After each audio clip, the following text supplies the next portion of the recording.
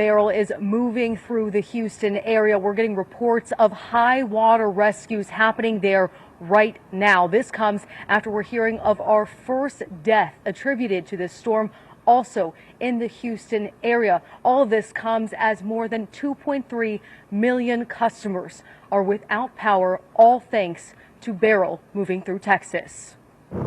We've got tree limbs, a tremendous amount of debris that's on the roads. Water's covering the roadways now. Beryl made landfall in Texas early Monday morning after strengthening to a Category 1 hurricane. We've had hours and hours and hours of extremely high winds, high water.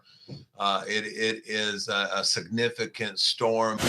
The storm's damaging winds toppled trees and downed power lines, leaving many homes and businesses in the dark. More than 1.5 million of those are in the Houston area alone, according to local provider CenterPoint Energy. Authorities are asking residents just to stay where they are and not try to go out. The biggest concern is people staying put until the storm conditions subside. They need to continue to be hunkered down, let the storm, let the winds pass, and then pretty much stay put. Take care of things on their own property. Some in low-lying areas evacuated ahead of the storm. Others boarded up and hunkered down. Memories of the damage Hurricane Harvey caused 7 years ago still on their minds. You don't leave any rock unturned in preparation, that's for sure. After Harvey, you just every hurricane approaching you is huge. Tropical storm Beryl is bringing with it the threat of tornadoes. Right now, 3.5 million people between Texas, Louisiana, and Arkansas are currently under tornado watches or warnings. We have our eyes on the path of what's already a destructive storm. El presidente Joe Biden este viernes participó en un mitin de campaña en el estado indeciso de Wisconsin y dio una entrevista exclusiva con el presentador del canal ABC News, George Stephanopoulos. El mandatario habló sin guiones escritos por primera vez después del debate, admitiendo con una voz que lucía un poco ronca que la semana pasada tenía un resfriado muy fuerte y que se sentía muy mal aquella noche. Fue un episodio malo. No hay indicios de ninguna condición grave. Yo estaba agotado.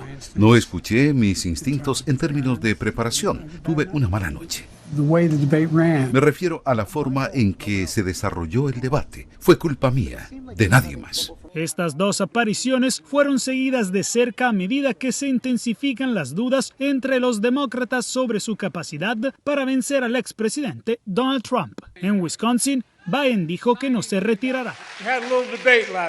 Tuve un pequeño debate la semana pasada. No puedo decir que fue mi mejor actuación, pero desde entonces ha habido mucha especulación. ¿Qué vas a hacer, Joe? ¿Se quedará en la carrera? ¿Va a abandonar? ¿Qué vas a hacer? Bueno, aquí está mi respuesta. Estoy participando y voy a ganar de nuevo. Después de un desempeño negativo en el debate presidencial, ya 4 demócratas le pidieron que se retire, mientras otros han instado a Biden a demostrar a los votantes que es apto para el cargo. Entre tanto, se registraron otros errores del presidente. En 2 entrevistas radiales transmitidas el jueves, Biden habló entrecortadamente en algunos puntos durante una entrevista y luchó por encontrar la frase correcta en la otra.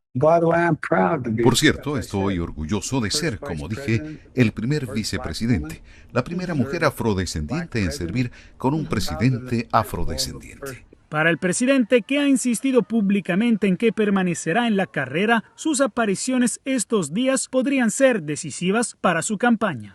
Trump se ha mantenido en gran medida discreto esta semana, prefiriendo dejar que la atención se centre en la crisis de Biden, sin atraer la prensa sobre él con comentarios o acciones. Sin embargo, en un mensaje por el Día de la Independencia en las redes sociales, se burló del presidente, a quien acusó de haberse ahogado como un perro durante el debate, y de la vicepresidenta Kamala Harris, sugiriendo que podría reemplazar a Joe Biden. Desde Washington, Jacopo Luzzi, Voz de América para Telearuba.